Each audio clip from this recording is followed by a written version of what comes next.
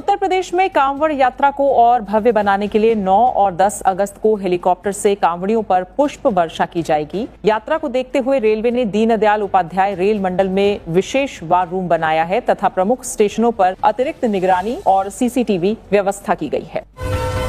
हिमाचल प्रदेश के सभी सरकारी स्कूलों में अब सुबह की प्रार्थना सभा के दौरान 15 मिनट पीटी और शारीरिक व्यायाम अनिवार्य होगा। शिक्षा विभाग का कहना है कि इससे विद्यार्थियों की फिटनेस, अनुशासन और एकाग्रता बेहतर होगी। महाराष्ट्र में कल से डॉक्टरों की अनिश्चितकालीन हड़ताल शुरू हो गई है। होम्योपैथी डॉक्टरों को एमएमसी पंजीकरण देने के विरोध में यह हड़ताल की जा रही है। इस बीच मरीजों की सुविधाओं पर इसका असर पड़ने की आशंका जताई जा रही है। परिसीमन विधेयक पर चर्चा के लिए संसद का विशेष सत्र बुलाया जा सकता है। सरकार ने विपक्ष को 16 अगस्त से 3 दिन का विशेष सत्र आयोजित करने का प्रस्ताव भेजा है। इस बीच कांग्रेस ने कहा है कि सहयोगी दलों से चर्चा के बाद ही अंतिम फैसला लिया जाएगा। अनुच्छेद 370 और 35A हटाए जाने के 7 वर्ष पूरे होने पर प्रधानमंत्री नरेंद्र मोदी ने कहा कि जम्मू कश्मीर और लद्दाख में विकास का नया अध्याय शुरू हुआ है। वहीं दूसरी ओर पीडीपी ने पूरे जम्मू कश्मीर में प्रदर्शन किया, जबकि नेशनल कॉन्फ्रेंस और कांग्रेस ने इस दिन को ब्लैक डे के रूप में मनाने की घोषणा की है। हिमाचल प्रदेश विधानसभा का मानसून सत्र 21 अगस्त से शुरू होगा। इसे देखते हुए उच्च शिक्षा निदेशालय ने सभी सरकारी कॉलेजों और विभागीय अधिकारियों की छुट्टियों पर रोक लगा दी है। वहीं 20 अगस्त से सत्र समाप्त होने तक बिना अनुमति अवकाश और दौरे की अनुमति नहीं होगी। FCRA विवाद को लेकर विश्व हिंदू परिषद के नेता विनोद बंसल ने अमेरिकी सांसद की टिप्पणी का जवाब दिया। उन्होंने कहा कि विदेशी फंड के दुरुपयोग और अवैध गतिविधियों पर रोक लगाना जरूरी है तथा बिना तथ्यों के अफवाह फैलाना उचित नहीं है। उन्होंने कहा कि भारत के कानूनों का सम्मान किया जाना चाहिए।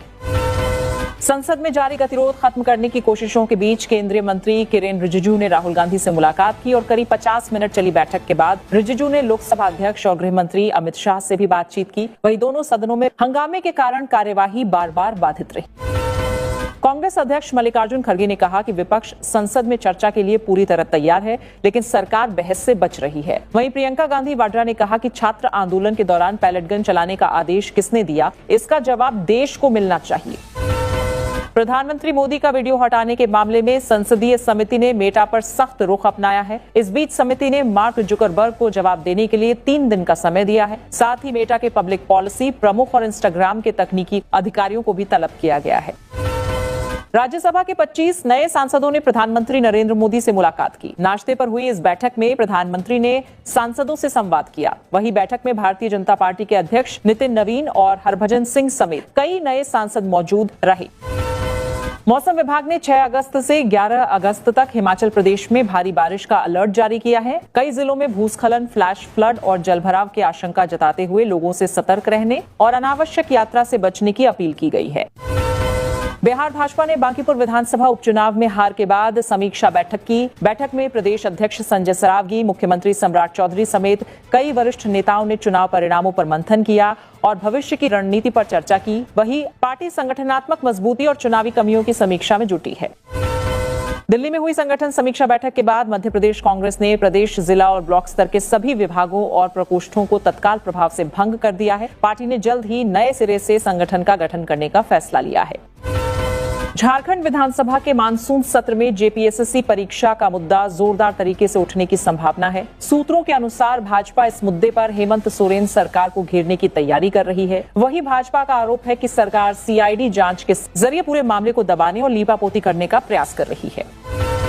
हिमाचल प्रदेश के मुख्यमंत्री सुखविंदर सिंह सुक्खू ने अनुबंध और जॉब ट्रेनी विशेषज्ञ मेडिकल अधिकारियों के वेतन में 78% बढ़ोतरी को मंजूरी दी है। अब इसके तहत मासिक वेतन 33,660 रुपये से बढ़ाकर 60,000 रुपये कर दिया गया है।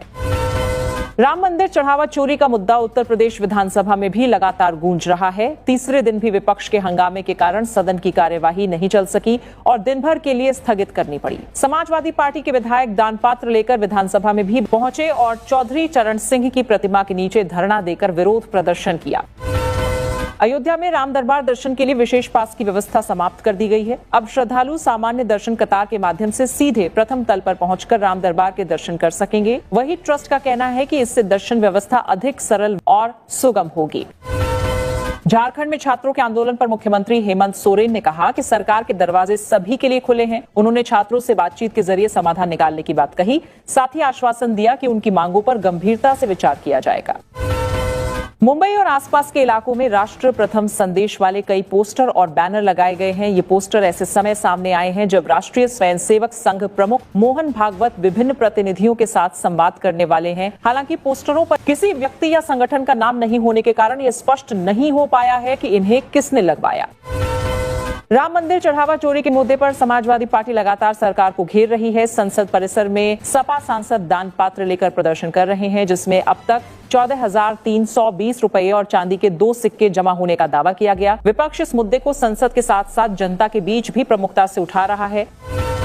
विधानसभा में हंगामे पर मुख्यमंत्री योगी आदित्यनाथ ने समाजवादी पार्टी पर तीखा हमला बोला। उन्होंने कहा कि सरकार हर मुद्दे पर चर्चा के लिए तैयार थी, लेकिन विपक्ष ने सदन नहीं चलने दिया। मुख्यमंत्री ने सपा को गरीब, किसान, महिला, युवा विरोधी बताते हुए आरोप लगाया कि विपक्ष विकास कार्यों पर चर्चा से जानबूझकर बच रहा है। वर्ष 2027 के विधानसभा चुनाव से पहले समाजवादी पार्टी ने ब्राह्मण मतदाताओं को साधने की कोशिश तेज कर दी है। इस बीच लखनऊ में जनेश्वर मिश्र की जयंती पर आयोजित ब्राह्मण सम्मेलन में अखिलेश यादव ने कहा कि ब्राह्मण भी पीढ़िए परिवार का हिस्सा हैं।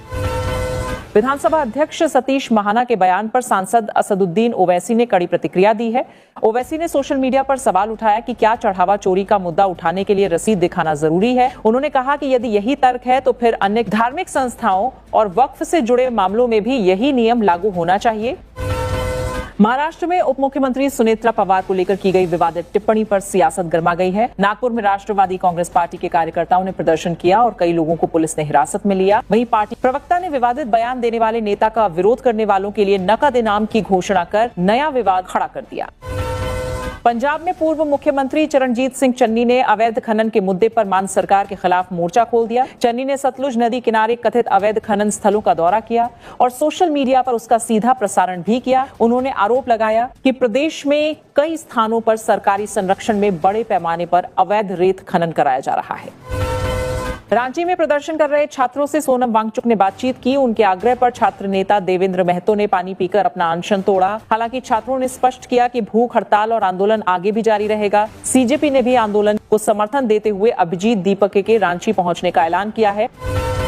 पंजाब में पेपर लीक के विरोध में चंडीगढ़ में एनएसयूआई कार्यकर्ताओं ने प्रदर्शन किया। इस बीच प्रदर्शनकारियों को रोकने के लिए पुलिस ने वाटर कैनन का इस्तेमाल किया। वहीं छात्रों ने निष्पक्ष जांच और दोषियों पर सख्त कार्रवाई की मांग दोहराई।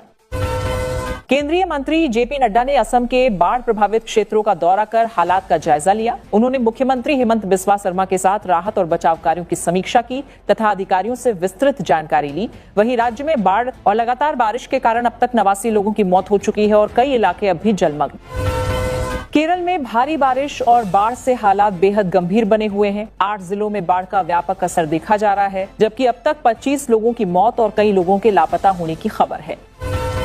महाराष्ट्र सरकार ने नॉन डेयरी पनीर के निर्माण और बिक्री पर रोक लगा दी है और नियमों का उल्लंघन करने वालों पर भारी जुर्माने का प्रावधान किया गया है। वहीं गंभीर मामलों में उम्र कैद तक की सजा का प्रावधान भी रखा गया है।